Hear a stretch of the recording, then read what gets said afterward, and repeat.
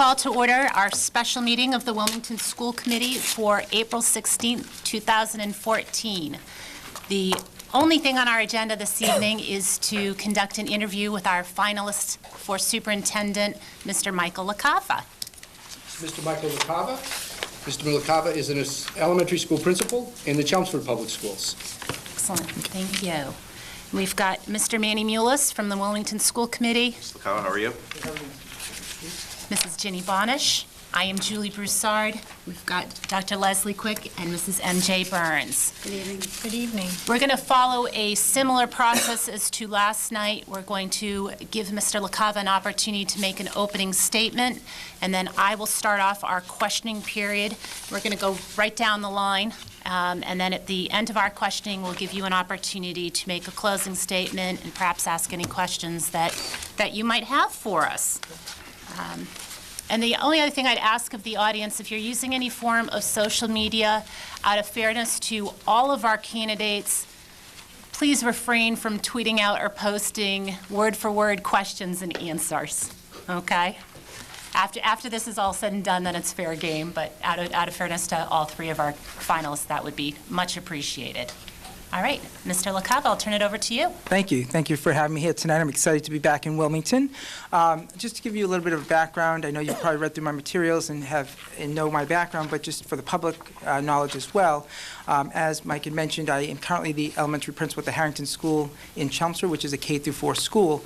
But I've been in education for 20 years now, and I have a wide variety of experiences. I started out in the Gardner Public Schools as a high school band director, middle school band director, and elementary music teacher. So I was teaching at all three levels there. I was also the department head for my years in Gardner, where I was in charge of the music program K-12. That was my first administrative experience there. After 12 years in the Gardner Public Schools, I was selected for the Chelmsford Fine and Performing Arts coordinator position, which was a purely administrative position, and my responsibilities there were to oversee the art and music programs K-12, which was 9 different buildings in the district, and I was in charge of all the evaluations, budget, curriculum, where it related to all the levels, and the arts department.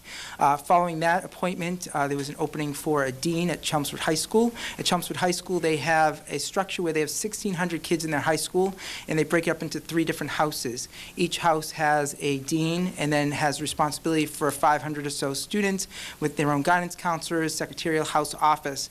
So the superintendent approached me and asked if I'd be interested in filling a dean role because he felt that I had the qualifications and skills to go to a building administrative level position after seeing my work as a K-12 coordinator and administrator. I took him up on that offer as I was looking towards in my career to move more towards a building administrative position. I enjoyed that, so I was a dean at Chelmsford High School for a year, and I got to work on all aspects of what it's like to be a building principal at the high school level, working with the other deans and the high school principal at the time. And my responsibility, again, were the responsibility of the education of the 500 or so students in the house that I was in charge of, as well as evaluation of staff, curriculum, and working with the curriculum coordinators for new programming, program studies.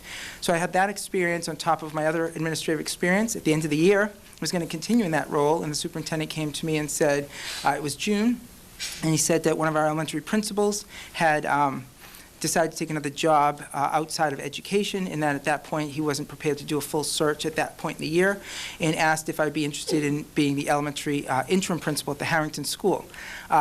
Again, another opportunity came into my direction, and as I was looking forward to where was my end game, so to speak, in terms of if I ever wanted to be a superintendent, I felt that I had a lot of secondary experience, and that having an elementary building administration experience as a principal would be another piece that, if I was going to reach the level of superintendent, would give me a greater understanding of the needs and how to support elementary staff and understand the elementary curriculum. So I accepted the offer to be the interim principal of the Harrington School is a K-4 school, which has, I said, about 500 students. I am the only administrator in the building. There's no assistant principal. I work with a set of team leaders that are classroom teachers, but other than that, the only administrator is myself. So I'm responsible for all aspects of running the school, including the discipline, the curriculum, and all community connection.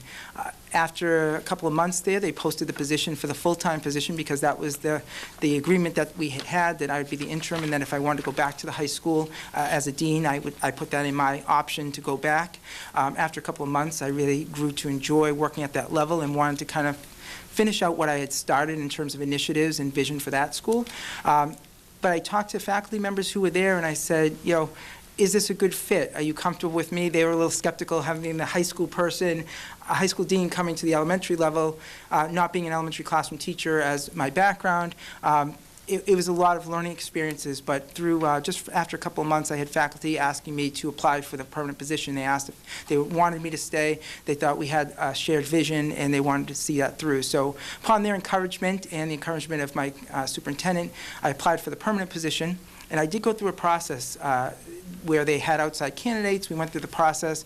I talked about my experiences, and in February of that year, they appointed me as the permanent principal of the Harrington, and that's the role I've been in for the past 3 years. So I've been 4 years in that role, which has been a fantastic experience and given me a real insight to the foundation of our kids learning and where they go from, I feel like I did things in reverse. Usually when you're going for a superintendent position, you're at the secondary level or maybe even central office. I've kind of gone from secondary to middle to elementary, getting the same experiences, only if you read in the paper, if you read about and that I'm an elementary principal, it's kind of like, well, how's he going to go from an elementary principal to a superintendent?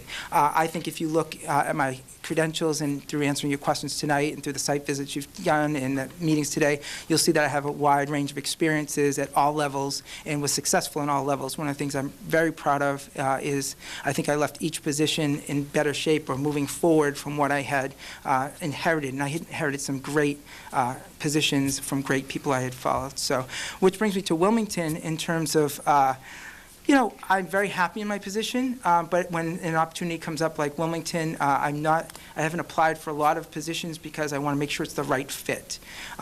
I'm from Wilmington. I don't know how many people know that, but I grew up in the Wilmington system, grew up in Wilmington, went to the Wildwood School when it was grades 1 through 6. Then I went to the North Intermediate when it was junior high for 7 and 8, and I graduated from Wilmington High School in 1987.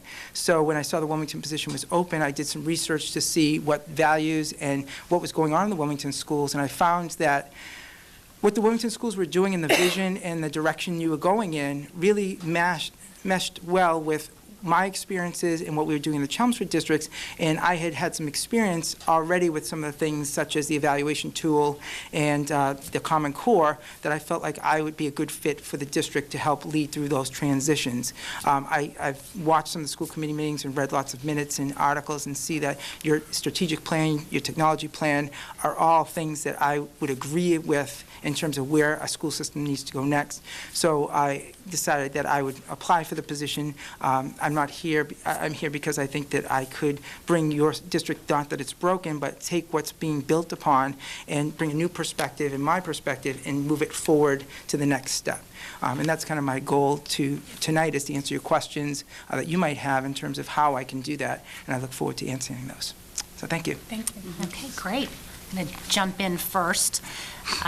We think we have 3 really strong finalists, and you're the second person we're interviewing and spending the day here in Wilmington. What can you do for us that the others can't? I think that going back to my experiences, I think what makes me a unique candidate, and I spoke to the screening committee about this, is that I'm a candidate that has teaching experience and administrative experience in all 3 levels of education. I am comfortable going to an elementary curriculum council meeting just as comfortable as I am to go to the high school scheduling committee meeting. I've worked with principals. I've worked with district coordinators at all levels. My experience as a coordinator allowed me to work with every principal in the central office on a consistent basis. As a principal, I'm part of a district team that has worked on the strategic plan, the safety plan, the many committees that I've been on. I think that I would be able to bring the perspective from the classroom as well as the building level so that I would be able to understand each level, what level of support each level needs in terms of the principal of that building and the leadership, as well as the teachers and what the students will need to be successful. I think that is a big component of what I see as myself as a candidate, that I can go and understand elementary what's going on. I can understand what the middle school struggles might be. I can understand what the high school challenges are going to be, let alone moving to a new building. But just the daily, the yearly, what's the program of studies look like? I've done program of studies. What does the discipline look like? What do the policies look like? What's the attendance look like? I have a deep understanding at each level, which is unique, because usually you have a candidate that sometimes has maybe secondary experience or a central office experience. I think that I can offer, in talking to your staff today, it's been fascinating to hear the different perspectives of each level of, the teachers talking about their concerns at one level versus that, and I could understand exactly where they were coming from because I've experienced that. So I think absolutely you have 3 strong candidates. I would expect at this point you would, but I think the other part of that is being from Wilmington and growing up in this district, in this school system. I know the town. I know the values of the town. I know a lot of the people in the town. I think some of the people on my site visit today will attest to some of the homecoming welcomes I got today.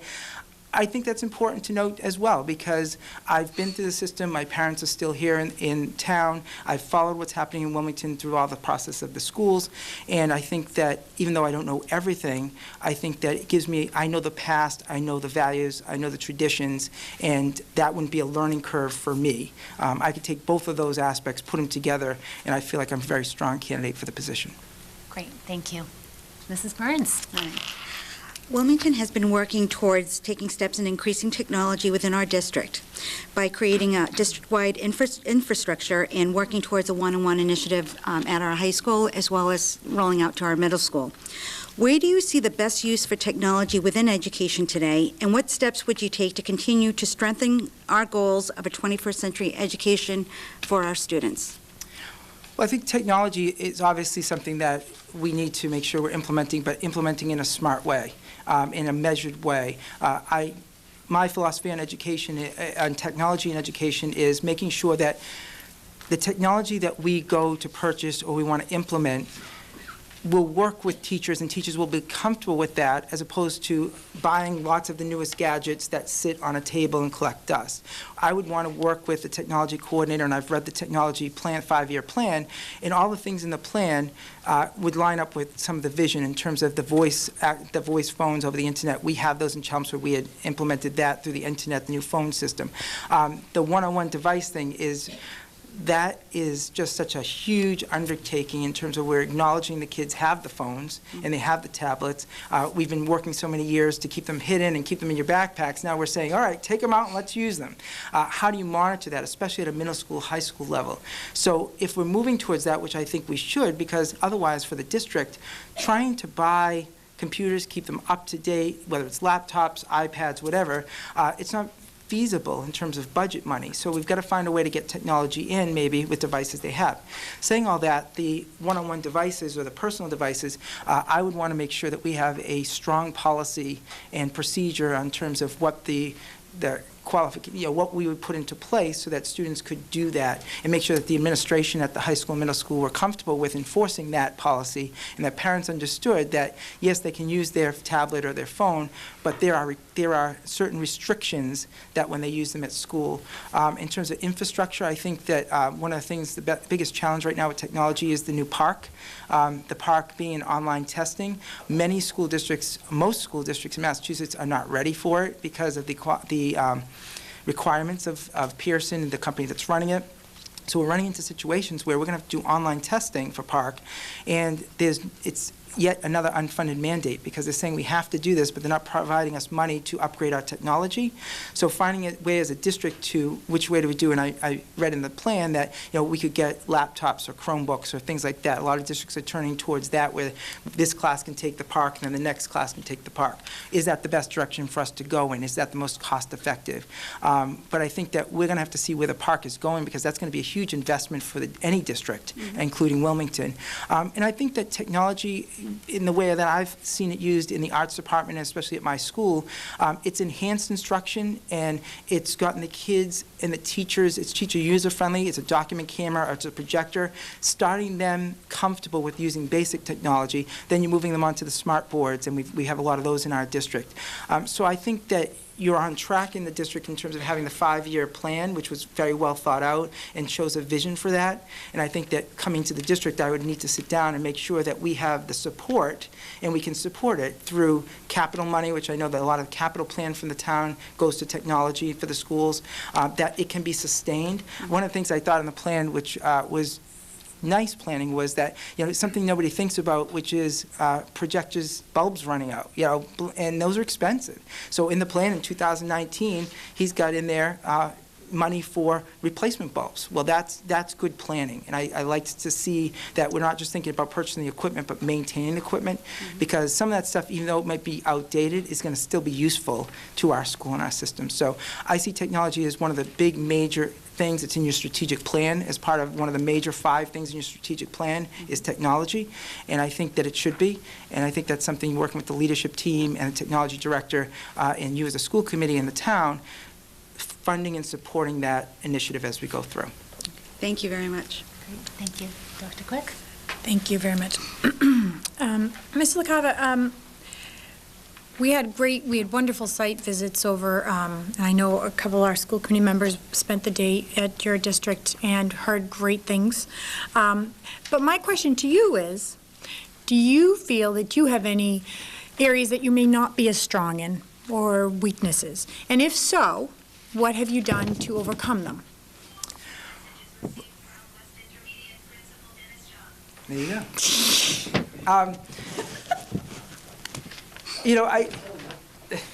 Technology alive and well in the Technology, there you district. go. Technology at work, right there. There you go. Getting back to the question about strengths or areas of change, I think a great example is when I moved from the high school to the elementary level. I was not an elementary person. I wasn't an elementary classroom teacher. People were very skeptical of, like, can I do this job? Can you support me as a classroom teacher? Whenever I go into a new challenge, I knew I had the ability, because of my skills, that I could learn and that I could work with the teachers. It was very interesting because I've seen a whole turnaround in terms of some of the feedback that I'm getting from my staff as I'm going through this process was, Mike, when you came here, we weren't sure. We weren't sure what was going to happen, and we didn't know. And they said, you listened, you learned, you've now exceeded our expectations. You support us. You know how to support us. If you didn't know the answer, you went back and got the answer, and you came back to us with the answer. And you were constantly learning, and you caught up to speed, and we don't want to lose you, so to speak. And that was a nice thing to hear from my current staff, because that was a situation that maybe wasn't my comfort level, but I knew that my responsibility, even as an interim principal, was to make sure that that school continued to grow and that those kids continued to learn, and I wasn't going to be the roadblock from my school being successful, whether I was the interim or I was going to be the permanent principal. And so I work hard when I go into a new position or a new district to listen, to make sure that I get up to speed, to make sure that I get a grasp of what the values are and the importance of this. In this case, it would be the school committee, the town, the administration, and make sure that I am knowledgeable enough and can learn enough to make sure that I am the leader leading that group forward. And that's, I think, that being an elementary principal has given me a concrete example of how I moved to a new position that maybe I wasn't. When I moved from Gardner to Chelmsford was another example where I was the music director. Now I inherited an art department, and making sure that I could support the art department just as much as I could for the music department. I think that now that I've gained all this knowledge, I think that basically my learning curve, so to speak, would just be getting up to speed with what's going on here as quickly as possible through an entry plan and things like that. But I see the challenge was that example that I gave in terms of going to the elementary level. Thank you. Mrs. Bonish. Hi. So being the superintendent of schools requires you to think on your feet. One morning you receive a call that there's an intruder in the high school. How would you handle this situation? Please walk us through the steps. Sure. If we have, obviously we never want that situation. I should start with that.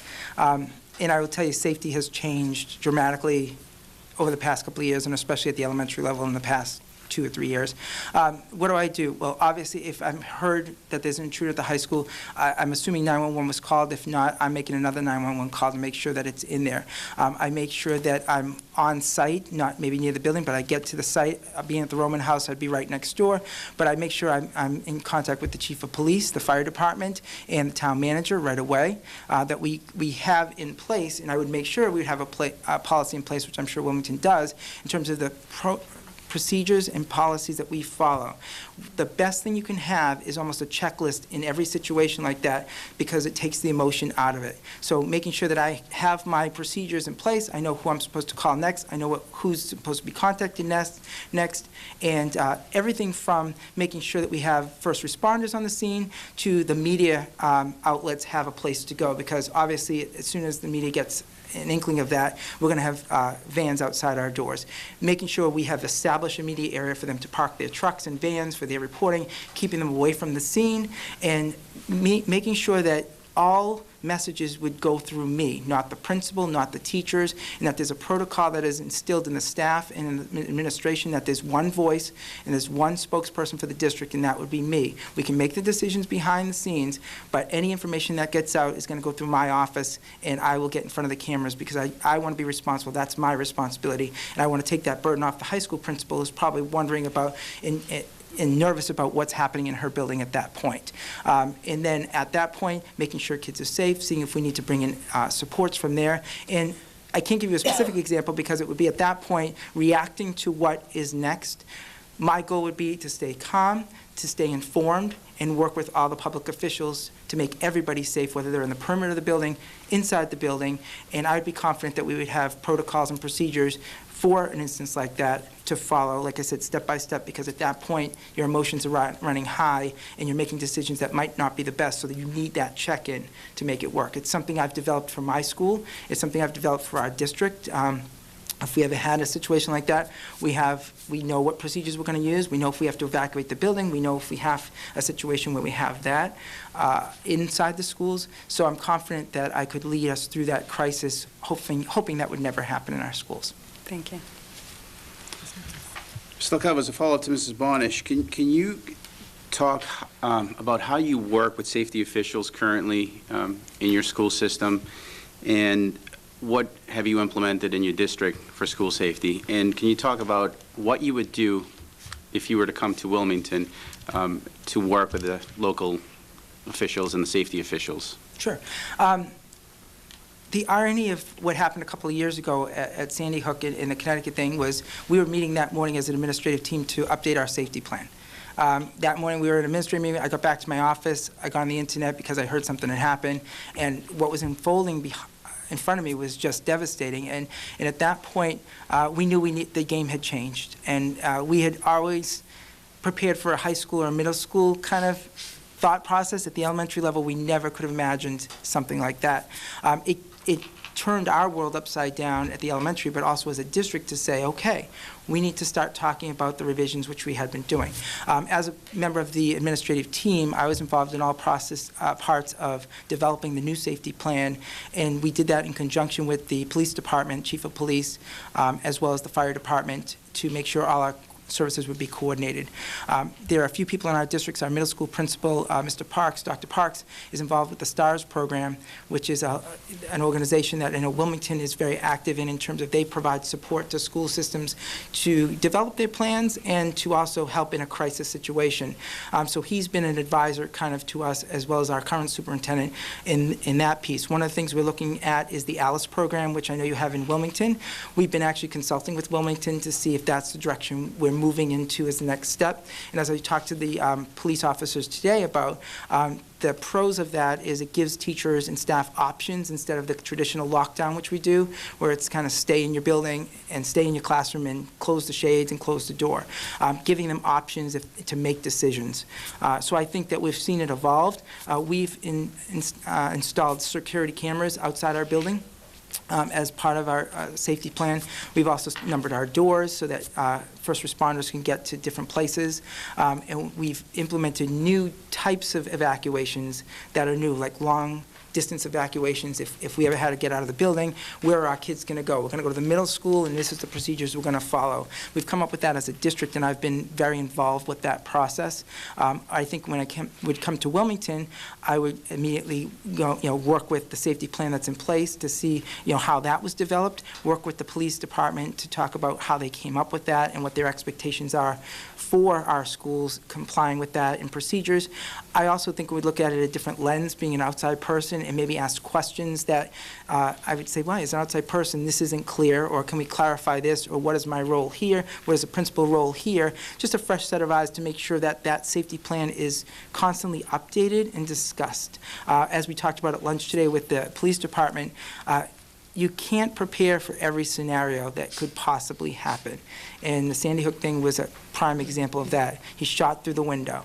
We have a buzzer system in our school. We have a video camera to see who's coming in.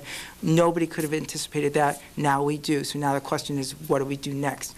But it's being prepared as much as we can to make sure we have the proper safety things in place, and also making sure that we're developing our plan the best we can so that if something does happen, as Ms. Bonish said, the next step is, what are you going to do? And it's happening in your schools. Do you have things in place that you can do to do that? And the worst thing was that day, we found out about that tragedy, is I had parents come into my office and just their faces, it was just, I'll never forget it, and they said, keep my kids safe. And that to me is just, as a parent of a couple of kids in the district, that's what we want. We want the kids to come and feel safe. We want parents to feel that their kids are coming to a safe environment, and they're going to protect their kids the best we can. So that's kind of how I would approach it. Thank you. Ms. Burns. Curriculum development and professional development are two critical pieces to a strong school district. Please discuss some curriculum and program developments you have created, along with what areas of professional development you have targeted within your district or within the areas you worked within. Sure. I think that when I was a coordinator, one of my primary responsibilities was to update the curriculum to make sure it met the Massachusetts state standards for the arts, so to speak, to make sure all our course offerings were aligned with the standards and had the same protocols and descriptions and program of studies as math and English and all that, so we were all standardized. So that was a big project I undertook with the arts department to make sure all of our classes were aligned with the standards. On a global level now, as administrator, some of the recent things are we've implemented a new reading program at the elementary level, which we piloted a couple of programs, we talked to the teachers, we provided professional development, and then we adopted one. And then once we adopted the reading program, the professional development that goes along with getting all the teachers on board, and we're in our second or third year of implementation of that, we're starting to see the teachers become more comfortable with that. That Journeys program aligned with the Common Core, as we knew that was coming down the pike. Our math expressions program has also been updated this year because the math program needed to update for Common Core. The math expressions was aligned with the Massachusetts state standards. They're now aligned with the Common Core. Not many changes in a lot of the lessons, but different pacing and different things like that had to be developed, and now the teachers are working on pacing guide. Again, professional development went into that before, during, and after, and we're starting to see that process. We're fortunate in Chelmsford where we have curriculum coordinators. Most of them are K through 12, so they are responsible for following that, making sure that things are working, and as building principals, we work with them to support our teachers in the curriculum development. So I'm very involved with that, especially in my role now, in terms of what happens at the elementary level now is going to connect to the middle school level, which is going to connect to the high school level. So I think that curriculum is always changing.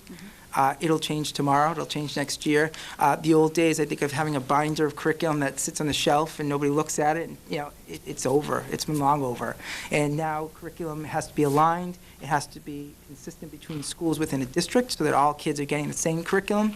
And it's been a real shift for teachers and administrators to make sure that we're providing that baseline curriculum for all students.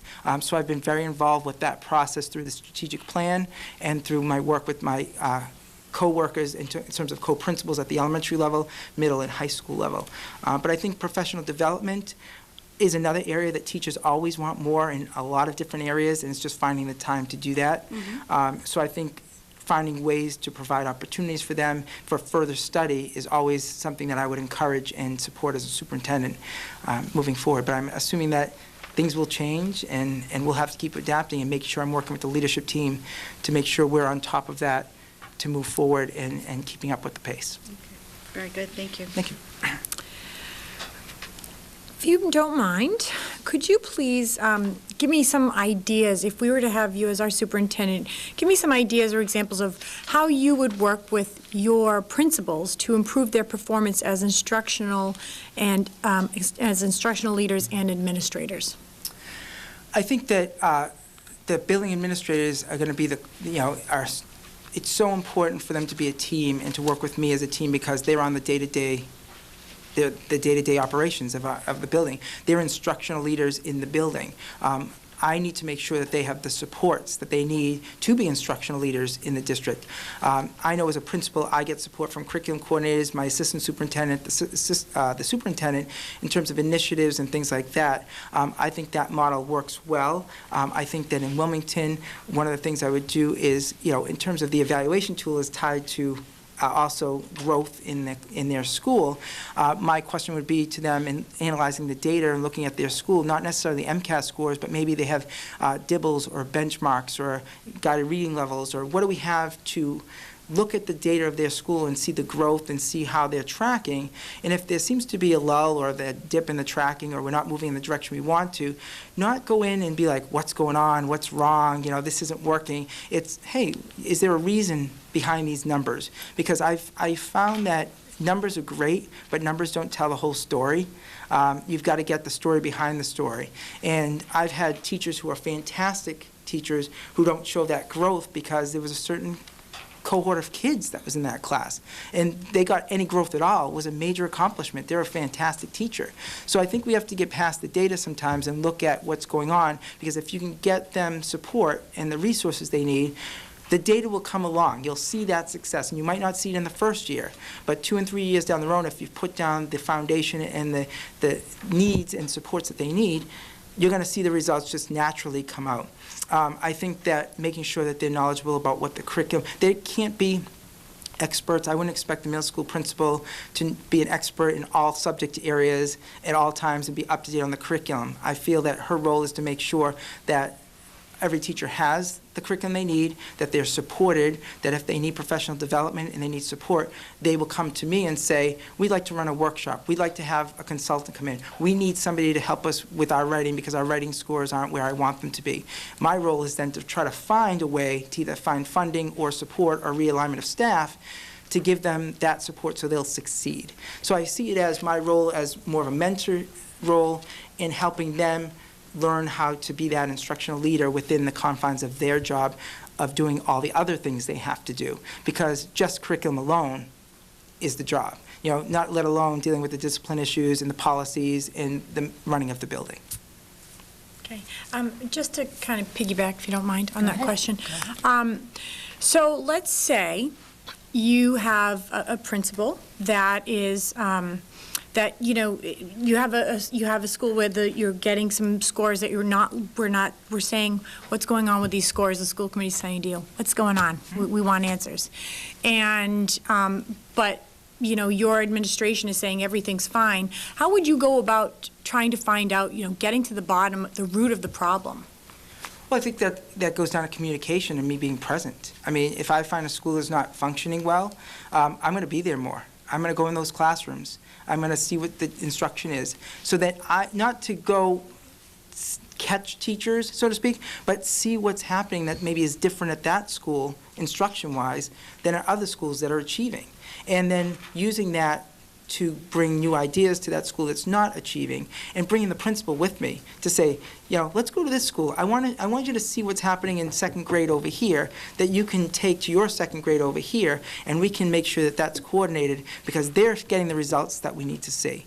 And I need to see from you an improvement plan when you write your SMART goals for your evaluation, that one of your goals is to get that second grade moving in the right direction. And through the evaluation process and through mentoring and coaching them, but giving them examples and giving them help, they should be able to achieve that if as a leader in their building. And if not, that becomes a whole other issue that I have to, look at in terms of the evaluation piece and changes in leadership.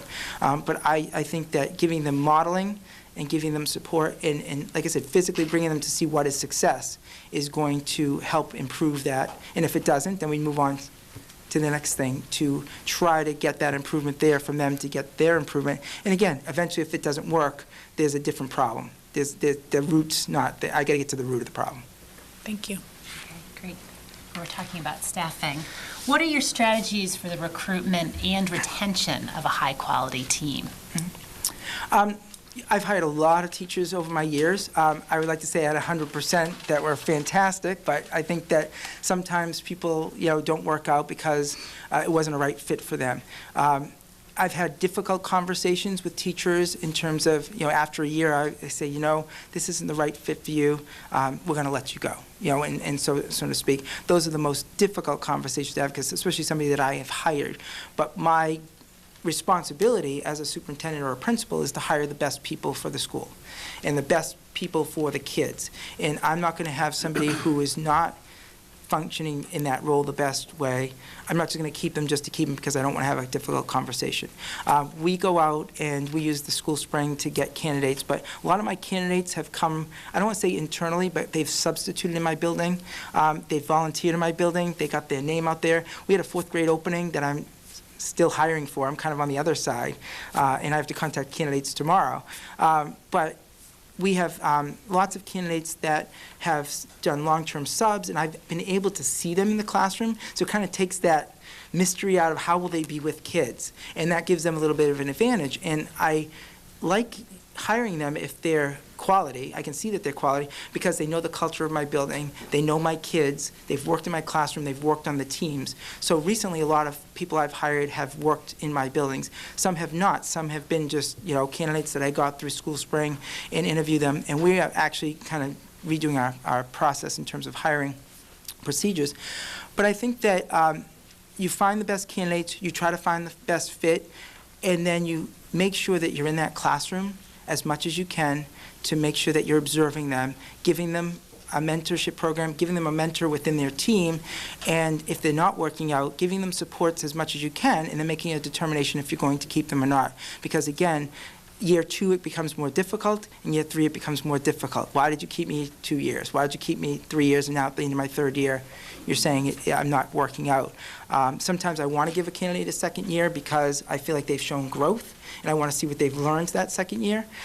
But I've been in difficult conversations. I'm not afraid of those conversations if it's going to be the best thing for our students and for our school. And we do the traditional check references and demonstration lessons. But again, until they're part of your culture, sometimes you're not quite sure if it was the right fit. But fortunately, I've been very successful with most candidates. And like I said, most candidates I've hired, I've known in some way, or I've gotten as a recommendation from another principal in the district. They'll say, oh, I see you have a 3rd grade opening. I've had a long-term sub. She's fantastic. I don't have an opening. At least bring her in for an interview or him for an interview. And we've done some things like that. Great. And just as a follow-up, that as you mentioned the word culture, how have you gone about developing a healthy culture and fostering a healthy culture in the buildings that you've worked in? I think I'm very positive. I think that, and that's not to say, I don't have those days. We all have those days. But recently, one of my 1st grade teachers, my wife was in the building, and she said, is he happy all the time? Like, is he happy at home like he's here? I love working in the schools, and I want to be positive, because if I'm positive, my staff sees that even in the most difficult days and that they're having, like, it's going to be okay, and we're going to get to the next day. There's no need in me complaining about my day or being like, oh boy, that parent or that situation was difficult today, because that's just going to foster that negativity. I think anybody I've worked with, you'll see that they'll see me as somebody who comes in with great enthusiasm, who is there to support them, who understands them not only as a teacher but as a person. Many of my staff members, I know, some things in their family life because we've gotten to know each other, not outside of school, but just like, boy, you're having a bad day. What's going on? I ask that question, and all of a sudden I find out their daughter's been sick or something like that. It's just between me and them. We establish that trust, and they know that I know that if they're having a bad day, it's not because they're just having a bad day. And I think getting to know my staff has been, and any staff I've worked with, has been really instrumental in making sure that I'm an effective leader, because there's a trust factor. They know that I'm not faking it. I'm not going up and saying, hey, you having a great day, you know. They know that I'm consistent. They've come to me and they think I'm just going to like lose it at some point. And I'm like, okay, we'll deal with it. You know, I'm like, what? I'm like, calm down, let's talk about what the situation is. They leave my office, they feel better about it. And I think that that has created a real nice culture in my building of camaraderie, trust, teams that work well with each other. We are a team, and I think they see me as more of a partner and an advocate for them as opposed to the boss who comes down and says, you have to do this, this, and this. We get those things done, but we do it in a way that's collaborative, and I think that that's my style, and it's been my style throughout my career, and that's what I want to continue here in this district. Great, thank you. Mrs. Bonish. So as a superintendent, what would be your community involvement? I would hope to be everywhere as much as I can. I think that one of the things that if I'm selected as superintendent is I will develop an entry plan. I've kind of already developed it, it's just ready to go. And that I would come to the school committee with and say, this is what my goals, just even before I'm here in the job. I need to be at town meeting, I need to be at some Board of Selectmen meetings, I need to come to more school committee meetings, I need to go to the Sons of Italy, the Knights of Columbus, or the Wilmington Education Foundation. I need to reach out and get to know people, because that's what makes Wilmington unique. What makes Wilmington unique, just as any other community, is the people in the community and the groups that support the schools and work with the schools. And so coming into Wilmington, getting out in the community, I go to athletic events, drama events, PTO meetings. Especially at the beginning, I would make sure that I was as visible as possible to meet as many people as possible, so they know that I'm invested in this community. Not just because I'm from Wilmington, not just because I'm the superintendent, but I want to see the athletics at the middle school, or the drama club program, or the band concert, because I want to see what's happening in our schools, because as a superintendent, I want to know all the great things we're doing, because sometimes we only hear about the tough things. And there are so many good things that happen in a school system. I would want to be a part of that. And I would think that after a year, I would hope that you would hear about how I was everywhere and meeting everybody and really immersed myself in this community. Thank you. Mr. Luckabee, during the course of the year, there are times where certain programs or policies come up to the school committee which can be seen as controversial, and sometimes dividing the community and even dividing the school committee on the issues, where some of us may oppose them. If you're become the superintendent and you strongly believe that a new program would be beneficial to the students, what steps would you take to promote it to the students, to the teachers, to the parents? And how would you get the school committee to back you up on it? Well, I think that you would never have it would never be an opportunity that you would be surprised at a school committee meeting, that I would come out and be like, hey, by the way, we're going to do this, and this is what we're going to do. I see it as a collaborative relationship.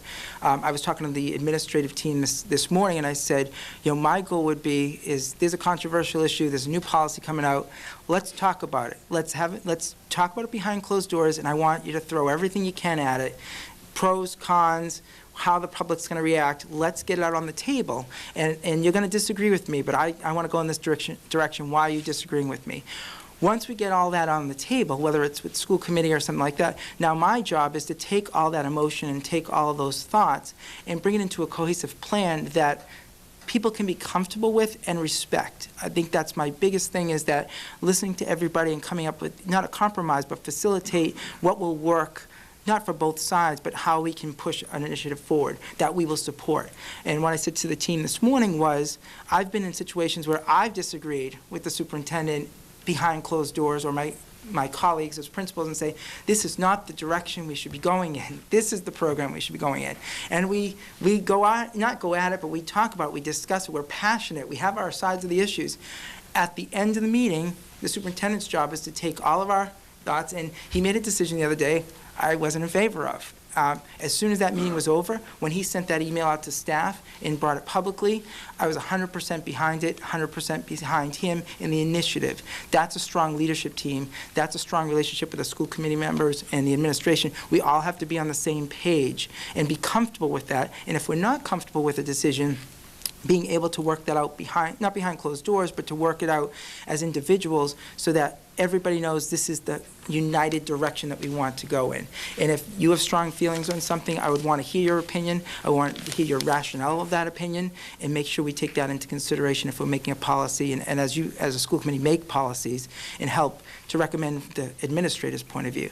But I really believe in hashing out ideas and looking at different ways people are going to react and working on a reaction to that versus, okay, well, I'm presenting it tonight in the public, it's going to be on TV, and then all of a sudden we're not ready for a response that we might have anticipated for a controversial subject. We have to have a plan, we have to know what we're going to do next, and we have to have a response to the parents or community members who are going to be upset by our decision. Whether they agree with us or not, that's our job, and we will make decisions that people will not like, but we always have to make those decisions that we feel are in the best interests of our school system. So that's how I would kind of approach that. So, but what steps would you take to promote it to the parents? How would you communicate to the parents? Well, I think that it would be, in addition to a school, I mean, the first thing would be to bring it to a school committee meeting, especially if it's a policy. Then my next role is that I need to visit, we call them PTOs, you call them the PACs, right? The parent advisory groups. Attend those meetings, bring the PowerPoint presentation, bring some administrators with me, go face to face, don't send it out in an email. Don't just send a response, but get out there and say, so you can explain to them what the rationale was behind the decision. Show them what process you went through to make the decision. Show them the data you used to make the decision so that it wasn't an arbitrary, oh, we went, the majority of us thought this is what we did. I would promote it through the staff. I would go to staff meetings and faculty meetings to explain to them what the process was, especially if it was a controversial issue at a certain level. If it's a high school issue, I go to the staff meeting with the high school staff and I say, I just want you to know, this is the process we went through. I understand that some of you are upset by this, and we'll revisit it, we'll look at it, we'll analyze it. And I also want people to know that when we make policy or we make procedures, nobody's perfect. And there's always a policy and a procedure that can always be updated or changed if it's not working. I'm somebody who puts something out there, and if I see it's not working, I don't put my heels in the ground and say, well, I made that decision, we're going with it, we're going to keep it going. If somebody comes to me and says, well, Mike, I understand the policy, but if we made this change to the policy, I think it would be a more effective policy. I'm willing to listen to that and see if we have to change something, but not bend to whatever it was there. So again, it goes back to my collaborative nature in terms of finding a common ground and then supporting that through different media and different ways of face-to-face meetings with staff. Thanks. Thanks. With graduation rates, cotton mouth. With graduation rates for special education students being low, how would you propose to strengthen our current program to ensure a higher graduation rate, as well as supporting and creating new opportunities for our higher achievers? Well, I think that's a great point in terms of a lot of times our district, and we do the same thing, is we put in lots of supports for our students who struggle as learners, and we don't recognize the students who are higher achievers and challenge them. I think we've done a good job in my school and tried to put some programs together and challenging things for that. In terms of graduation rates and supports, I mean, our goal is to have all kids graduate with a program that's appropriate for them. And if there are special needs or IEPs or things like that, our obligation is to make sure that program or that IEP fits into our role and our graduation requirements and gets that student through our program. That would be working with the special ed department. That would be working with the teachers that student is working with to make sure the accommodations are there. And looking at those graduation rates, I guess not knowing what they are at this point, is coming into the district and saying, working with the special ed director and saying, all right, is this an area of concern of yours? What have you tried so far to promote this or support this? What things haven't, what other ways can we approach this and work with her in terms of developing that support more for special ed in the high school principal in terms of the graduation requirements? What can we do to help that person through? On the other end, in terms of the higher achievement kids, what programs do we have for those? Seeing what we have, is there something we can do to promote that higher level, whether it's, do we need more staff, do we need more AP courses, do we need more outside people providing after-school programs? Like, is there a way to challenge a kid who maybe is in 9th grade but can do 11th grade work? How does that schedule look? Is there a possibility of a freshman going into a 10th grade class would that work with a schedule? So going back to seeing what the data looks like, seeing what I'm trying to get the word here, the interventions have been to try at that point, and then bringing in a fresh set of eyes and said, well, have you tried this? Or using my past experiences to say, well, have you thought about this? Could we implement this type of program? But I do think that just like, with special ed and higher achievers, as you said, my job is to continuously look at data and rates and things like that and work with the building principal in the central ed office team to see what we can do to make it better. Like, that's got to be our goal, is to strive to make our district stronger and make sure all kids are getting access to an equal and quality education. Thank you. Have you ever built or had a role in building a complete district budget? What process do you go through, and how do you prioritize cutting the budget in the developmental stage? I've been involved with budgets probably most of my career in terms of in education for the past 19 years in various roles. As a coordinator, my responsibility was to present the budget to the superintendent for inclusion into the big budget. One of the things that's challenging is that a school budget, most of the increase that comes from the town is going to be taken up in salaries and benefits, in health insurance. Like, that's not a Wilmington issue, that's not a Chelmsford issue, that's education. If there's a 2% increase, a lot of that's going to be taken up. So at the end of the day, there's not a lot of money that's going to be to add programs and things like that. We've had that challenge over the years in Chelmsford, and the way we approach it, and the way I think is a good approach, is that we look at, okay, there's $300,000. It's got to take care of every staffing request or extra program you want to do, K through 12. We get together as an administrative team, and we prioritize what we're looking for in our building. Once, if I need a new special ed person, I need a new reading specialist, I need a third grade teacher, my colleague at the other school needs a first grade teacher, and we say, okay, what are our class size numbers? And then we take those priorities and we say, okay, let's prioritize those. Boy, the numbers at the Harrington for first grade are out of control. We've got to get a new first grade teacher over there to ease that.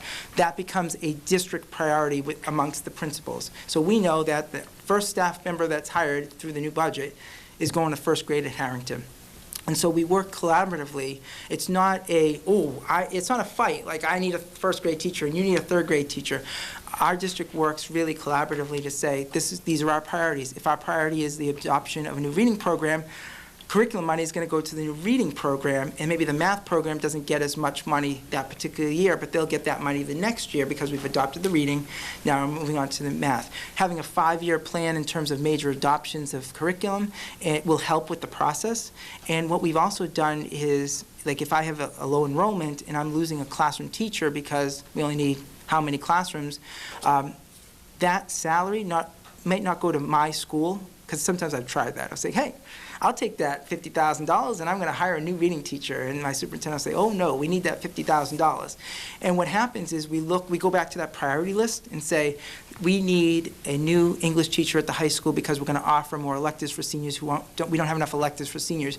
So that salary now, that used to be a first grader teacher, is now the salary of a high school English teacher. So being creative within the confines of a limited budget is something that I've been working on for many years.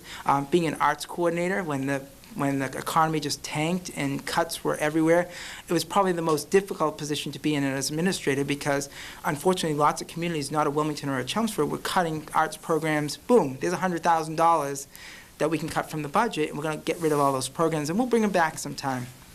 My job was to advocate for funding to keep some sort of a program, which we were able to do because of the commitment of the superintendent and the school committee. But what we did was, instead of saying we'd take $100,000 out of the arts department, we're going to take that cut across the board. So maybe the supply budget goes down at the high school by 5. We take 10 out of the middle school because we had a retirement. We hired somebody at a different part of the scale, so we saved $10,000.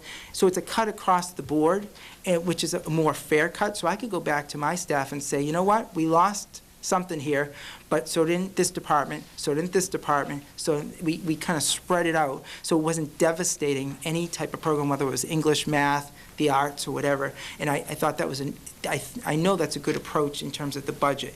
I don't anticipate there'll be a big boom of money that we can just say we'll add all these different things.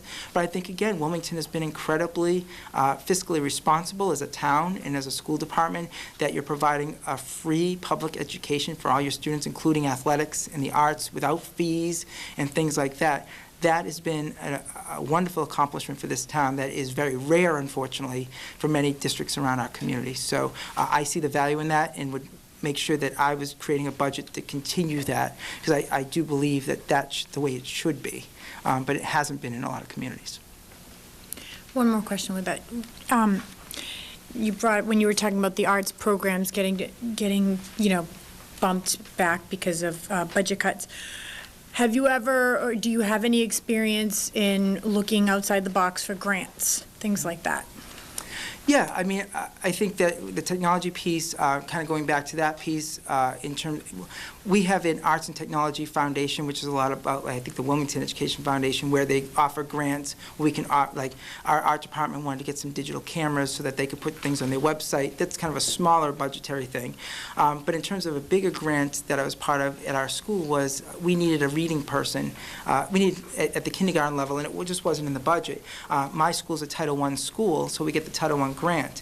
And we also wanted to get, so long story short, I was able to work into the grant writing that we could fund a part-time reading person and also provide math intervention, which was the first school in the district to do that, because I used grant money. Nobody had thought to use the grant money, and so we were able to provide that, which provided a boost in our reading instruction and our math instruction, directly resulting in better progress there.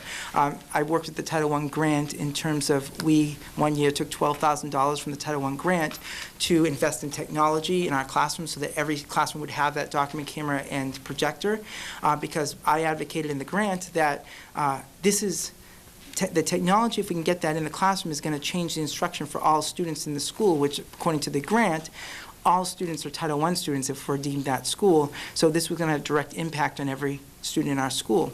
We got the grant approved. We were able to get that technology in. It has changed the way the curriculum is delivered at my school. That's been imitated at the other schools who might have had more money through their PTO associations.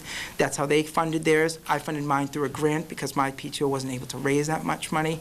So I constantly look for outside resources that I can do. I might propose to my superintendent, well, if I don't need an aide here in that 4th grade anymore, that's a couple $1,000s. Can I take that and put it there?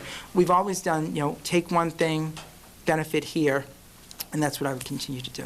Thank you. Thank you. Okay, I've got a two-parter for you. Okay. All right. What do you think the biggest challenges facing our district, and how do you propose to overcome it? I think there's some, I don't want to say smaller challenges. If you look at it from an operational point of view, the biggest challenge is going to be moving into the high school in the middle of a school year. I know it's planned. I know it looks good on paper. I know we're ready to go. But my experience with building projects, you never know what's going to happen. I think you're on target. I think it's great, and I hope it runs as smooth as we plan it. But that's going to be an operational challenge for the new superintendent to make sure that everything's on schedule and working with the town and people working on that project to make sure that those students leave in February vacation, they come back, we're moving in. That's going to be a major, not challenge, but a challenge for the district to make that happen in mid-year as opposed to having a summer to get there. In terms of challenge for the district overall, in terms of curriculum and education, without a doubt, Park is the subject. The Common Core and Park, in the readiness, and if Massachusetts adopts it and replaces the MCAS, making sure that we're implementing the Common Core starting in kindergarten so that we're going to see the results in grade 12 because it's a K-12 program, and having the technology and the infrastructure to actually be able to administer the park in a way that students will be successful. And that's going to be a multi-year challenge as Massachusetts keeps field testing and piloting to see if they're even going that direction. In the meantime, as administrators, we're going back and forth. We've got to prepare the kids for the MCAS. We've got to prepare the kids for the park. We've got to meld that and not lose a step curriculum-wise or as a district and when we make that transition. So I think the biggest challenge is the curriculum, in aligning the curriculum across the schools and making sure that if my son is in second grade at, the Woburn Street School, that if I transfer to the second grade at the Shawsheen School, we're not going to miss a beat in terms of the curriculum, and it's all going to come together when they get to the middle school. That's a challenge. It's a huge challenge for any school district, and it takes years to implement. I've had a lot of experience working with colleagues and making sure that we're kind of aligning our curriculum, and I think that I would want to get right into that and see where we are, talking to the curriculum leaders, talking to the assistant superintendent, and then, of course, technology piece of how successful were we this year with the pilot. What do we need to do between now and the next 5 years to make sure we have the capability to do what's going to be required of us by the state in, say, 3 or 4 years? So I think PARC is it encompasses technology, curriculum, and staffing. That's a huge challenge for any school district right now, including Wilmington. Okay, great, thank you. So a superintendent is expected to handle a variety of responsibilities. Which do you feel most qualified to handle and why? And with which are you the least comfortable and why? I think as a superintendent, I think I'm a people person. I think that helps when you're implementing new ideas and new programs and coming in as a new person. I think that will be a strength of mine coming in, knowing the community and listening to people and working with people.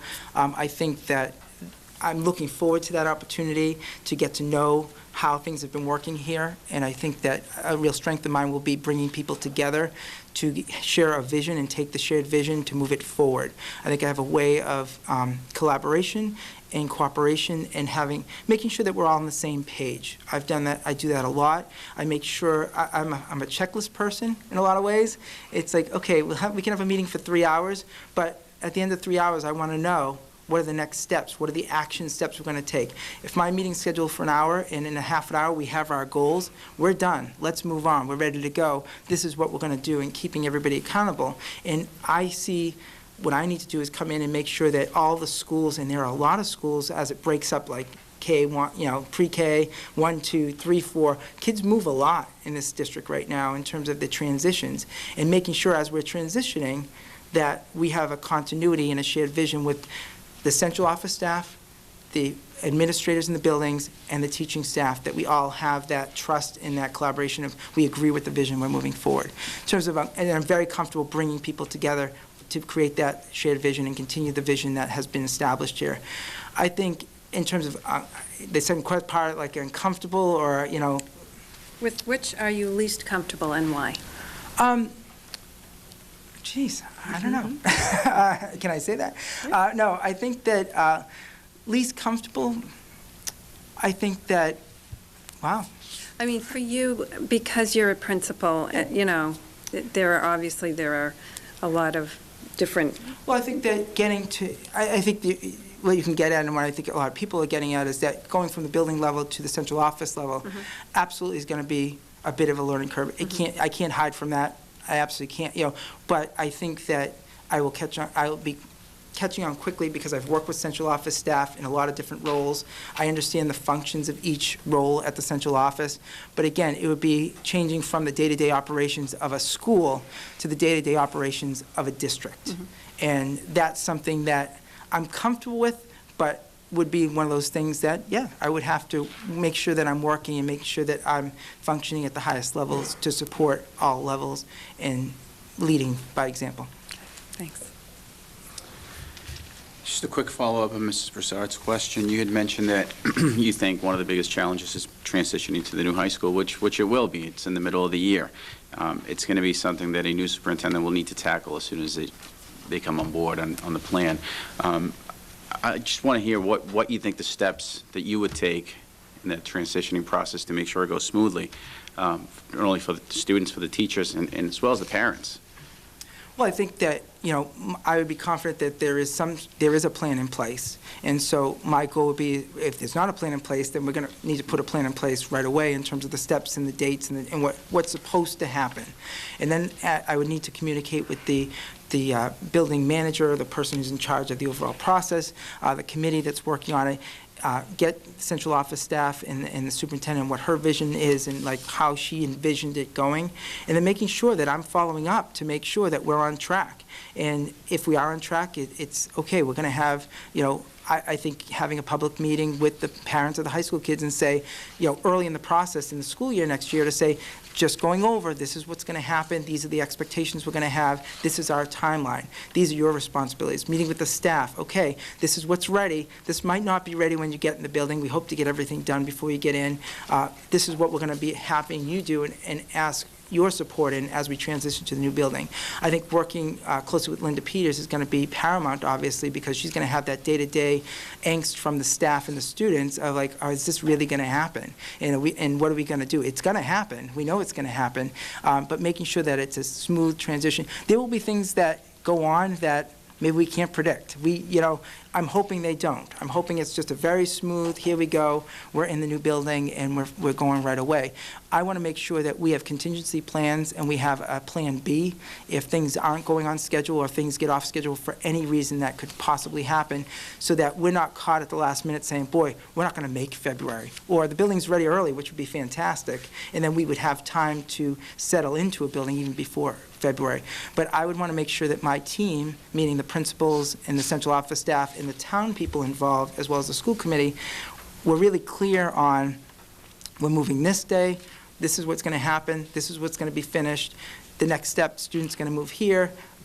One of the things we did when we did a move and we did a renovation in Chelmsford was nobody ordered boxes. A simple thing like there were no boxes, so the teacher's like, yeah, we're supposed to move to this new building and we don't have any boxes. It was like, because we were so focused on the big issues, the basic thing a teacher needed to pack up their room, we didn't have. So again, we ordered boxes, we got them in the classrooms, we got it all boxed up and we were ready to go.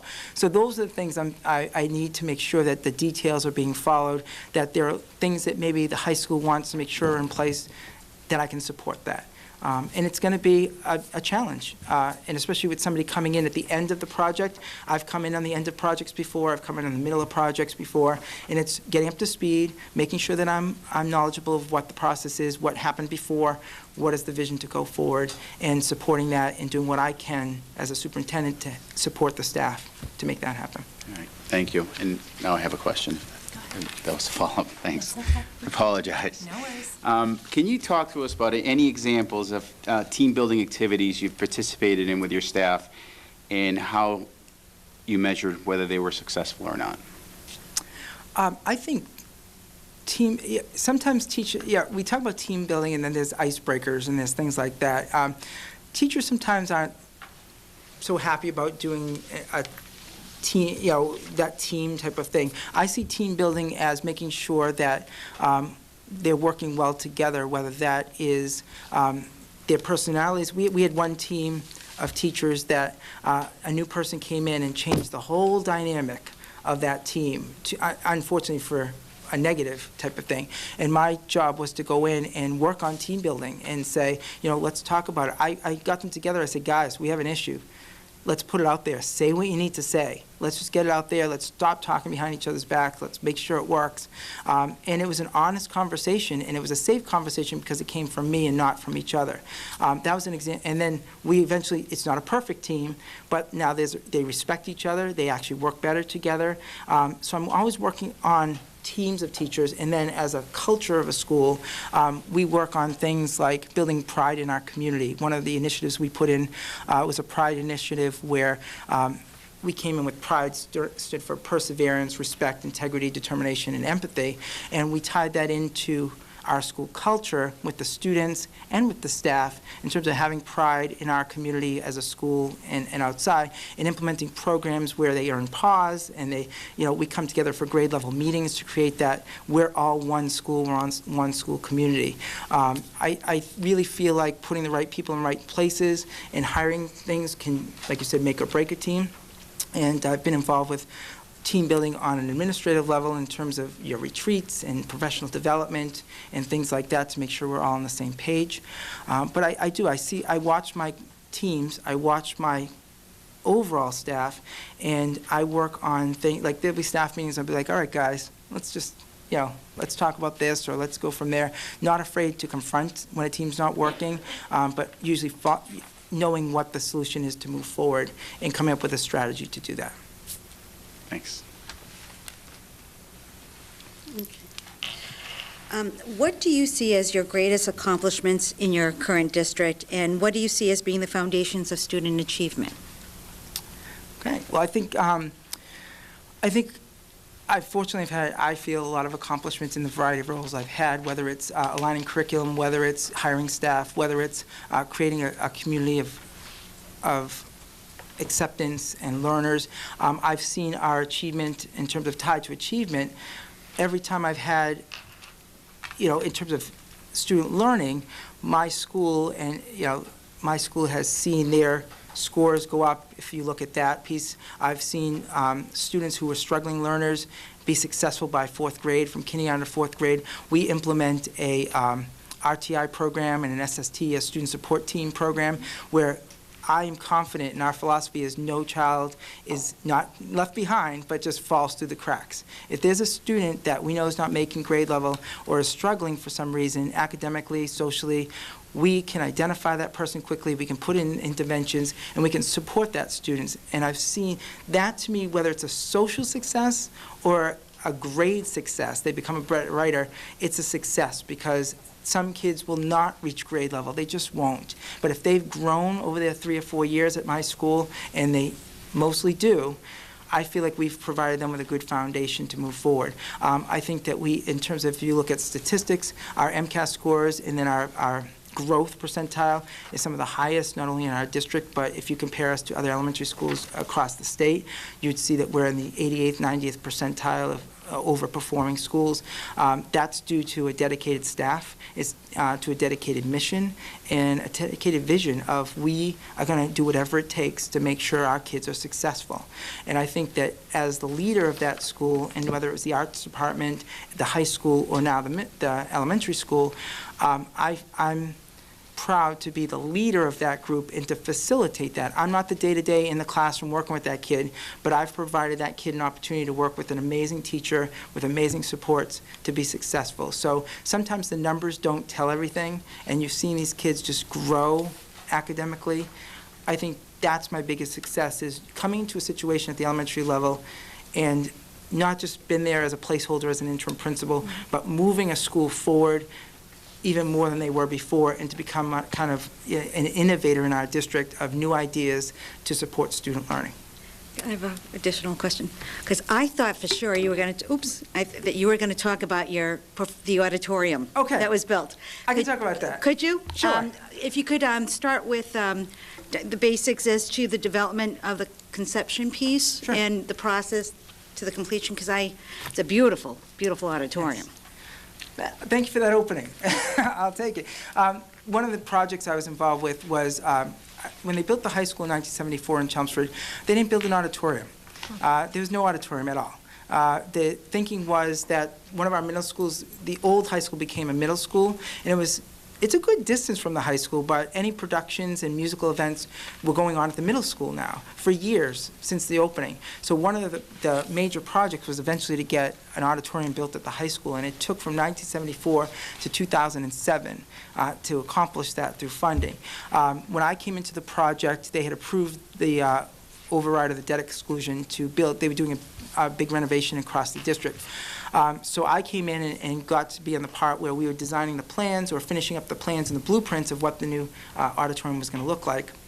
And so I was literally on the groundbreaking part of that Performing Arts Center, where I was working with the building committee, working with the project manager to make sure that everything went as it should.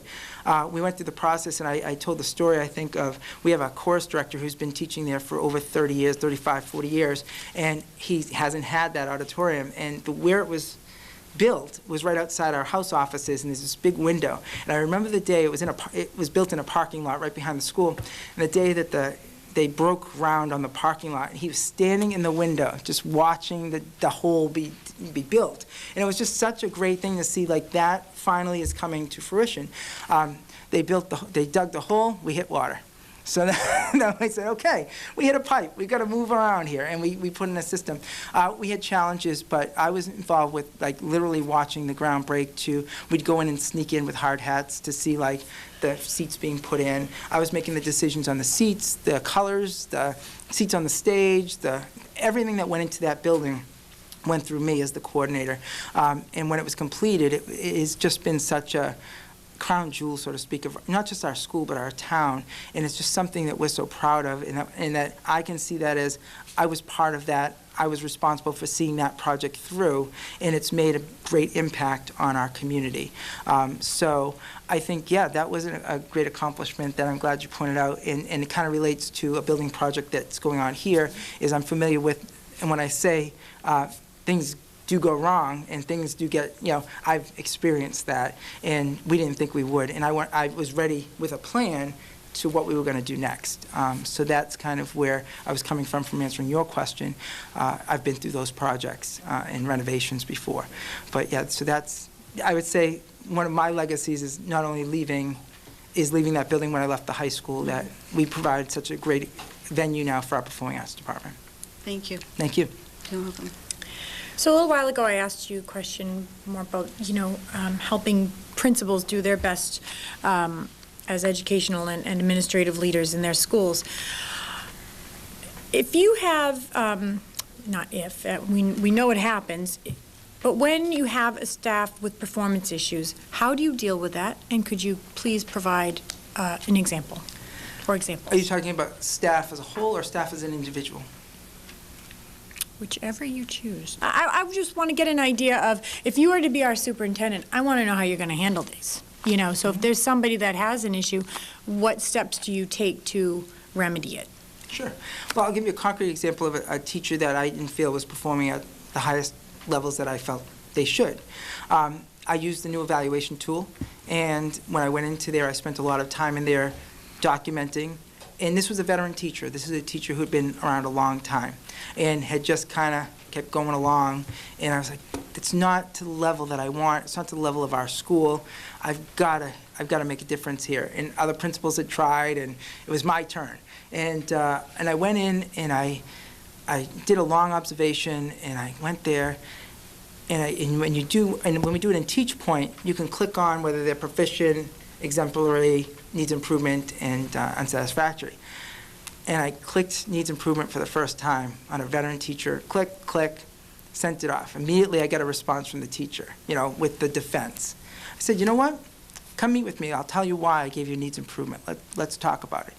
We had a meeting. She explained what she tried to defend, what she was doing. I said, you know what? I get it. I understand. I said, but my responsibility is when I walked in your room, this was not happening. So I'm rating you on what didn't happen.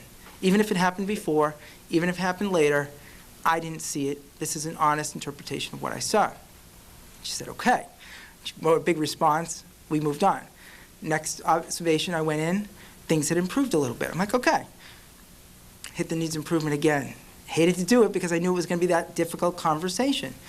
Immediately get a response. She comes to my office. Let's set up a meeting. We set up a meeting. We go through the whole thing again. She's like, I agree with you. You're right. You're right. And thank you for the feedback. Okay, now we're making some progress. I go in the next time. I'm like, wow, the room is more organized. It's one of the comments I made. The kids were more engaged. The lesson was more structured. I saw that the conversations had taken hold, and I was so proud that this veteran teacher, I didn't do it in a threatening way, but I took that step of, it would have been easy for me to just click on proficient, not worry about it, it's too much work. But my goal is to have quality staff. And so working with that staff member, she made so many improvements. Proficient, it hit the next proficient. Comes back, she wrote a comment, I'm like, okay, what is she gonna say now? It was, thank you for working with me, thank you for your input and your ideas. I tried them. They worked out well, so thank you for giving me that feedback. And since that time, which turned into a really fractured relationship between principal and staff member, has become a more positive. Like, I come in, and she does get a little on edge when I come in, but she understands that I'm not out to get her, I'm out to help her, and she's embracing that help. And I think it's the approach I used, and I have absolutely, and one of her teammates came to me, and she's like, what did you do? Like, she's having the best year she's had. She's doing things she hasn't done for years. Like, what did you do? I said, well, I worked with her. I took the time to give her feedback, modeled what I wanted to see, explained what my vision was and my expectation was, and I had the difficult conversation that is very hard to have as an administrator, especially when you want to work with that teacher in a positive way. So that's one of the experiences I've had when a staff member wasn't to my expectations in the way I approached it. Thank you. Great. Another two-parter for you. Sure. So what would be on your list of professional development, and what sort of learning goals do you have for you? Well, I think that one of the things that I would want to get involved with right away is I know there's a consortium and a group of superintendents in the area who meet on a regular basis to talk about challenges and things that are facing every district. I want to make sure that I was part of that group, and that there are even workshops that I am aware of that are available for new superintendents that I would certainly want to attend and get your approval to attend conferences and things like that to make sure that I'm getting to know the superintendents in the area and the state, and that we're collaborating and sharing ideas to benefit each other, bring some things to the table, making sure that I'm consistent on up to date on all the laws that affect the district. I'm up to date with a lot of the laws that affect me as a building principal, making sure that I'm doing the professional development work that will help me know the things that not being a central office person could help me with. Willing to learn, willing to reach out. And, my current superintendent has already, him and I have talked a lot. We have a great relationship. I've worked with him for 8 years. I hope he said nice things. I don't know. And sorry, I'm just looking at these guys over here. But I think, he has said to me, he's like, I'll see you at those meetings. I'll be here. You need anything, I can mentor you. I can help you. And I've enjoyed working with him through when he was an elementary principal, middle school principal, assistant superintendent, that I value his input, and I would use my resources as superintendents I've worked with to help me to make sure that I'm on track and maybe bounce ideas off, because when you get to be a superintendent, there's not a lot of people. There's nobody in the district, really. I mean, you have your assistant superintendent and things like that, but when you're talking about the challenges of a superintendent, it can be a lonely job. And to have a group of people to bounce ideas off of and get support from, I would look to that as one of my goals, is to make sure that I was moving myself forward in that area. Okay, great. Thank you very much. How did and how would you implement technology integration while keeping the teachers on pace and not have them feel overburdened? Great question. And I think I have a great example, I hope. And I think I've used it a couple of times today, but I don't think I've said it today. This evening. One of the prime examples is when we integrated technology, when teachers get smart boards, and then it can be overwhelming. How do I use it? How do I use the computer? It's going to take me so long to learn it, it's not worth it. But one of the things that I wanted to implement with our staff is the basic technology. And to me, the basic technology was the document camera and the projector. And we had a lot of teachers who were like, you can get it for me, but I don't need it. I'm not going to use it. I'm going to use my flip chart. I'm going to use my overhead and, use those. And I said, no, we're going to go ahead. We need to move forward. And I found the technology that I knew was going to be user-friendly and wasn't going to take them long to get into, because that was going to be the first step for them. So after I was able to get document cameras and projectors into all of my classrooms, I didn't say, oh, you have to use this now. Some of them kind of looked at it and they said, that's an interesting looking thing. Nice, we'll put it over in the corner. What I found ended up happening is I offered 2 types of professional development. One was we have a technology integration specialist at the elementary level who visits each elementary school for a day. She offered training 1 morning a week if teachers wanted to come to that. The second piece we did was one of our teachers was very tech savvy. And so she said, hey, I'm in my room in the morning. If you want to come see how to use it, I'm here. I'll show you how I use it.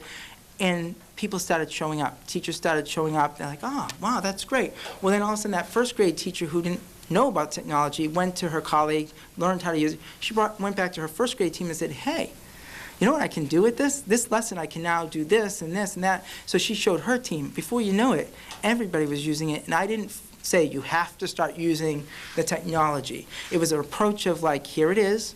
I want you to use it what you're comfortable with, and they actually kind of mentored each other and supported each other, and I knew that they could, do that.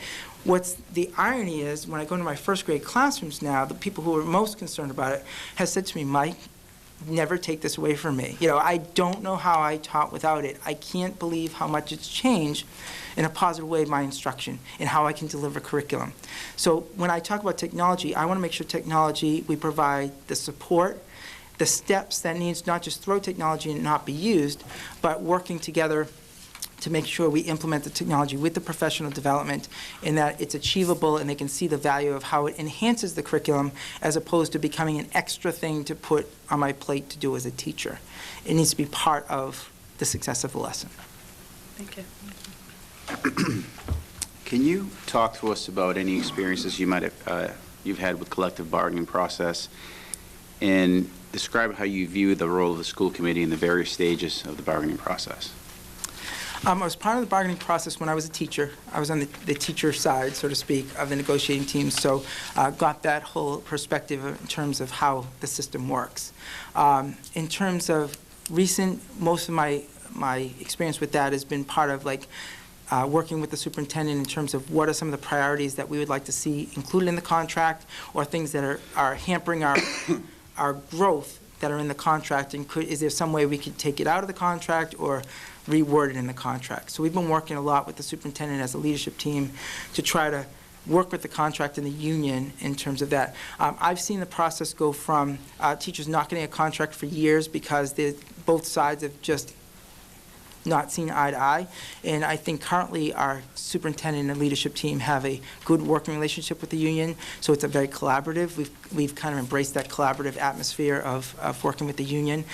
It can be very uncomfortable when you're trying to build a level of trust and support, but you're in these meetings that can be contentious and difficult, and the next day you're seeing the staff in a different light.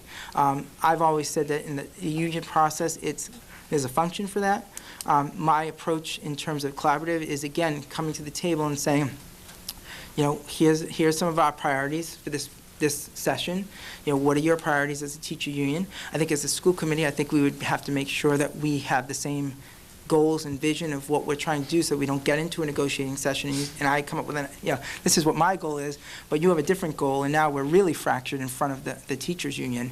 We need to make sure that before we start negotiating sessions that we look at the contract and I can convey to you what the leadership team sees as the priorities in the contract and sees what we would like to move forward on the contract and how you feel about it as a school committee, helping us to advocate for those changes and working together with you to make sure that we can come up with an agreement that will be good for both the teachers and for us. I don't see it as an us versus them. I see it as let's get the ideas on the table. Some ideas are going to go this round. Some ideas are going to be tabled. But I had talked about with the leadership team this morning and the principals is I would like them to come to me and say, as a building administrator, what are the hurdles you face that are related to the contract? And what would your priorities be to maybe change the contract? And we could come up with 25 things and say, okay, here's 25 things. Let's prioritize them.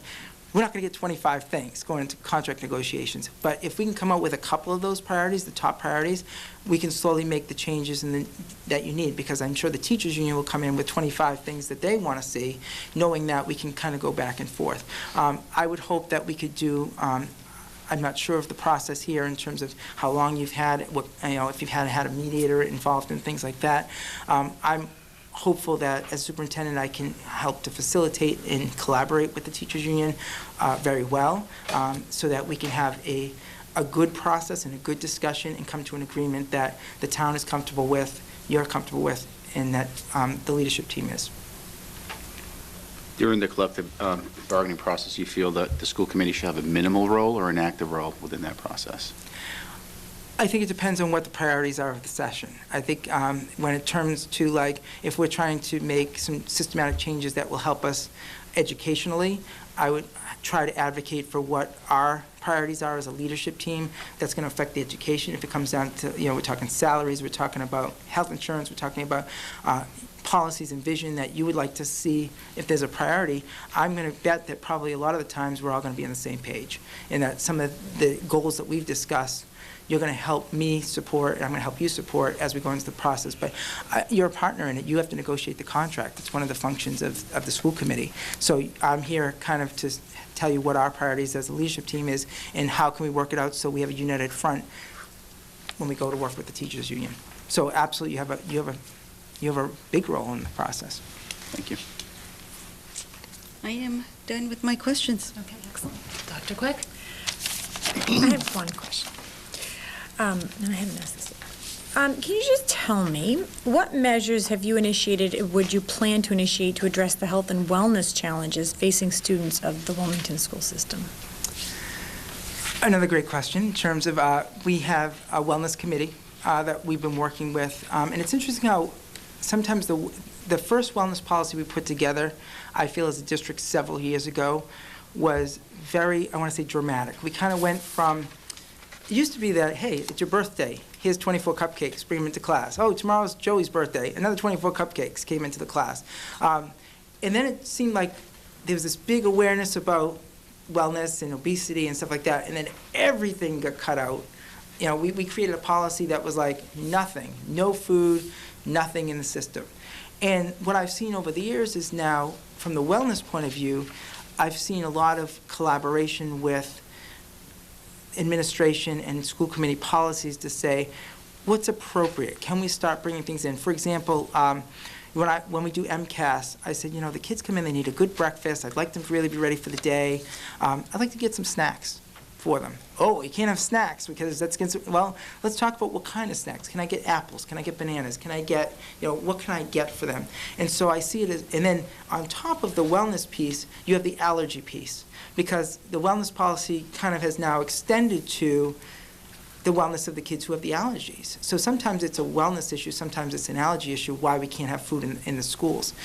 In working that balance, I know that we've been under a lot of strain because of the new federal regulations for the amount of food and the types of food. At the high school, they started serving kale chips, which were not a big seller. And what we found was, it was interesting, there was some pushback from our high school students because, especially the athletes and people who did after-school activities, they could only get like 800 calories or 1,800 calories could be served on their plate, and they needed more food because there was no energy. They were big kids, they were growing, and so it was interesting how the federal guidelines were going against what kids really needed to be able to be focused and to have that energy. So I guess going back to the wellness piece, I think there needs to be a balance that is acceptable, or that we can work with in terms of what the federal guidelines are, the state guidelines, and the committee. You know, I'm assuming there's a wellness committee here, what your current policy is. I'd be curious to how you've developed your policy and what it says in there, and what what flexibility your building administration has when they enforce the wellness policy, what your expectations are as a wellness committee in the schools. And doing that as the changes happen, working with you as a school committee to come up with guidelines and a clear direction of how we work with the wellness policy in the school system. So I think, again, I would need to make sure I'm up to date on your wellness policy and talk to you as somebody who's been involved with that committee to see, you know, what was the process you developed? Because I think if you go to any district, you'll see a wide variety of wellness policies. So the Chelmsford wellness policy is not going to be the same as the Wilmington policy. They might be similar because there's certain things you have to put in there, but what has been the past practice in the buildings, and what do we see as keeping our kids safe and healthy? Thank you. All right. I think I've heard you mention a couple of times having an entry plan if we were to hire you. Let's hear, what's your entry plan, and what would be your strategy for your first 90 days on the job? Sure. An entry plan would be modeled after some entry plans that I've worked with other superintendents on, not reinvent the wheel, but kind of see what's worked. One of my goals would be to set up, attend meetings, any type of meetings that I can, whether they're community meetings, whether they're school meetings, just get out to as many meetings as I can, because everybody's a stakeholder.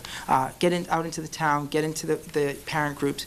And then my next thing would be to ask the same questions of each group. And basically those would be around, what do you see as the challenges of the school committee, of the school system, like you had mentioned earlier, because everybody's going to have a different view of that, whether you're a parent or a community member. You know, what are the challenges? What is the school system doing well? What do you see as the strengths of our school system? And then what are your expectations, and how can I move our district forward? Like, what is your vision of what the superintendent's role is, and what would you like to see me do to try to move the district forward?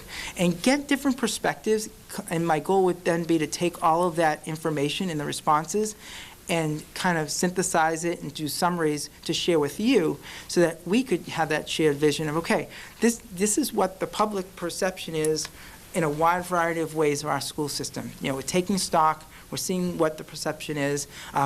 Somebody has kids in the school system might have a different perception of somebody who doesn't have kids in the school system anymore. And how do we work together to make sure that there's a positive view of our school system, and what am I going to do in the superintendent to get us to that direction and working with the staff? I think that the first 90 days here is going to be all of that. It's going to be the listening tour, so to speak, to listen, to get a good grasp. I've been doing a lot of work trying to get a handle on what's been happening in the past through your strategic plan, technology plan, your minutes from your school committee meetings, to see kind of what has been going on recently in this district. And so my job is to come in and to get everything together and start formulating a vision and a goal plan for me, because you as a school committee are going to need to evaluate me on my goals and me setting my goals in the next couple of years. And then our strategic plan is up, I believe, in 2015, is as we're developing a new strategic plan, taking that information that I'm gathering from the community to set up the new goals for the next 5 years for the district, whether they're education, social, community goals. So that's how I approach it. That's how I've approached most of my positions, is to come in, get a handle on how things are, read everything I can get my hands on, get an idea of different perspectives, talk to people, talk to staff. All these meetings are not just a community, but going to staff meetings without the principal there. What's going on? What's going on in your building? The principal's not here. I'm not going to talk to them about it. I need to know what do you need support in. And it was very interesting because as I met with different groups today, I was getting some interesting perspectives, all good perspectives, but that seems to be a priority for this group of people. This seems to be a real big issue for this group of people. And started formulating, okay, well, how would I support that, and how could I work with that group of people? So that would be kind of my goal in the first there. So that, let's say by the end of 90 days, you would have a clear vision of what I'm going to do for the next couple of years, a clear set of goals that I want to reach in the first year, the second year, the third year, and how I'm going to get there. Okay, great. Thank you. Ms. I Spanish? have no more questions. Mr. Mullis. I have one quick question. You, as an educator for the last 20 years or over 20 years, describe to us what an outstanding teacher or administrator is. I think, number one, an outstanding teacher or administrator is somebody who cares about kids. You can't be in education now without caring about kids, whether you're an administrator or a teacher. The job is too hard. To be honest, not hard, but the job is becoming so overwhelming in terms of what teachers have to do with state mandates and the safety piece and the technology piece and all the demands that are on teachers. I think that's one of those things that, those challenges. I think that, an outstanding teacher or educator is somebody who continues their professional development, who isn't afraid to say, you know what, I'm not quite confident here. I need to go to a colleague and not feel like if they go to a colleague, somebody's going to say, oh, this person doesn't know what their stuff. This person doesn't know what they're doing. Not be afraid of that piece, that ego piece, but they're lifelong learners, and they're open to suggestions, and even if those suggestions not work, but listening to people, and then ultimately caring about the kids in their care. And if you're a teacher, it's those kids in your classroom, it's your principal, it's those kids in your school, and if you're a superintendent, it's your staff and student in the community, in the entire system. So I've seen many outstanding teachers and administrators that I think I've taken all those things to try to help me become that outstanding administrator or teacher as well. And hopefully I could help newer people coming in to recognize what they can do to achieve that level. Thank you. Okay, I think we've reached the end of our line of questioning. Would you like to make a closing statement? Sure.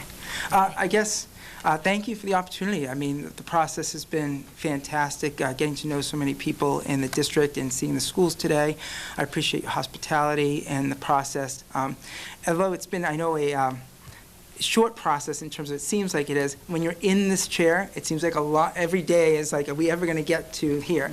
So I appreciate that. One of the things that I know the anxiety must be for you is as you make this decision, you've had a superintendent that you've worked well with and has led this district in such a positive way, created a great community, and that's a scary situation when you have to replace somebody who's been here for a long time. And I'm I want you to know that I think that the process you've done is fantastic. I think that you probably have 2 other outstanding candidates as well. I'm hopeful that I'll be the person at the end of the day to be here to help lead this wonderful district, and know that this district would be in good hands if I was here as the superintendent, that I'm here because I care about Wilmington as a town. It's somewhere where I've lived, grown up with. It's not just a career opportunity for me. It's a next step for me to give something back to the community that I grew up in. And I think I have the skill set, I think I have the knowledge and opportunities I've had in my career that I could be a benefit to your school system if given that opportunity. So thanks for that, for allowing me to go this far in the process. Great, thank you. Thank you very much. Thank you. Okay, at this point, I will entertain a motion to adjourn. Mrs. Burns, a second. There we go. All in favor? Excellent. Thank you very much. Thank you to our audience as well. Mary?